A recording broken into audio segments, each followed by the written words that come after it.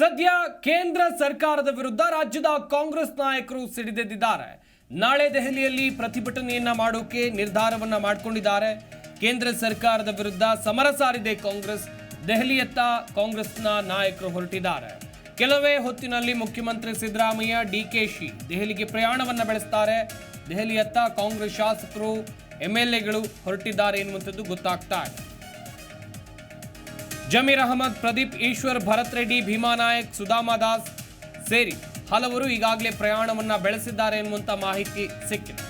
ಎಂಎಲ್ಎಗಳು, ಎಂಎಲ್ಸಿಗಳು, ಸಚಿವರು ಎಲ್ಲರೂ ಕೂಡ ನಾಳೆ ದೆಹಲಿಯಲ್ಲಿ ಇರ್ತಾರೆ. ಕಾರಣ ಕೇಂದ್ರ ಸರ್ಕಾರದ ವಿರುದ್ಧ ಪ್ರತಿಭಟನೆ ಮಾಡೋಕೆ ನಿರ್ಧಾರವನ್ನ ರಾಜ್ಯ ಸರ್ಕಾರದವರು ಮಾಡಿಕೊಂಡಿದ್ದಾರೆ. ಅನುದಾನದ ವಿಚಾರದಲ್ಲಿ ಕೇಂದ್ರ ಸರ್ಕಾರ ತಾರತಮ್ಯವನ್ನ ತೋರ್ತಾ ಇದೆ.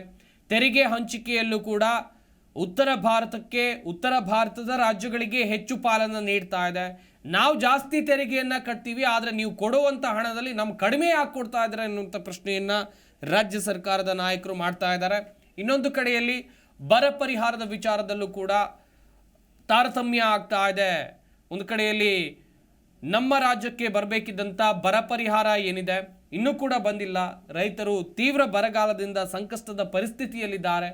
ಆದರೂ ಕೇಂದ್ರ ಸರ್ಕಾರ ನಮ್ಮ ರಾಜ್ಯದ ರೈತರ ಬಗ್ಗೆ ಒಂದು ರೀತಿ ನಿರ್ಲಕ್ಷ್ಯ ತೋರ್ತಾ ಇದೆ ಎನ್ನುವಂಥ ಮಾತುಗಳನ್ನು ಕೂಡ ಕಾಂಗ್ರೆಸ್ನ ನಾಯಕರು ಹೇಳ್ತಾ ಇದ್ದಾರೆ. ಕೆಲವೇ ಹೊತ್ತಿನಲ್ಲಿ ಮುಖ್ಯಮಂತ್ರಿ ಸಿದ್ದರಾಮಯ್ಯ ಡಿಕೆಶಿ ಪ್ರಯಾಣವನ್ನು ಬೆಳೆಸ್ತಾ ದೆಹಲಿಯಲ್ಲಿ ಈಗಾಗಲೇ ಕೆಲವೊಂದಿಷ್ಟು ಶಾಸಕರು ಎಂಎಲ್ಸಿಗಳು ಪ್ರಯಾಣವನ್ನು ಬೆಳೆಸಿದ್ದಾರೆ. ಜಮೀರ್ ಅಹಮದ್, ಪ್ರದೀಪ್ ಈಶ್ವರ್, ಭರತ್ ರೆಡ್ಡಿ, ಭೀಮಾ ನಾಯಕ್, ಸುಧಾಮ್ ದಾಸ್ ಹಲವರು ಬೆಂಗಳೂರಿನ ಕೆಂಪೇಗೌಡ ಅಂತಾರಾಷ್ಟ್ರೀಯ ವಿಮಾನ ನಿಲ್ದಾಣದಿಂದ ದೆಹಲಿಗೆ ಪ್ರಯಾಣ ಬೆಳೆಸಿದ್ದಾರೆ ಎನ್ನುವಂಥದ್ದು ಗೊತ್ತಾಗ್ತಾ ಇದೆ.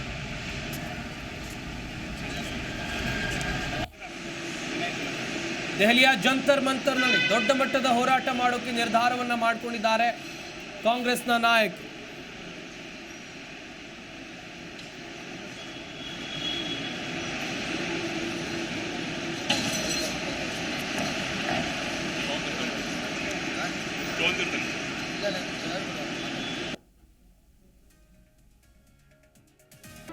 ಜಿ ಕನ್ನಡ ನ್ಯೂಸ್ ಈಗ ನಿಮ್ಮ ಮನೆಯಲ್ಲೇ ನೋಡಿ. ಎಲ್ಲ ಕೇಬಲ್ಗಳಲ್ಲಿ ಈಗ ಲಭ್ಯ.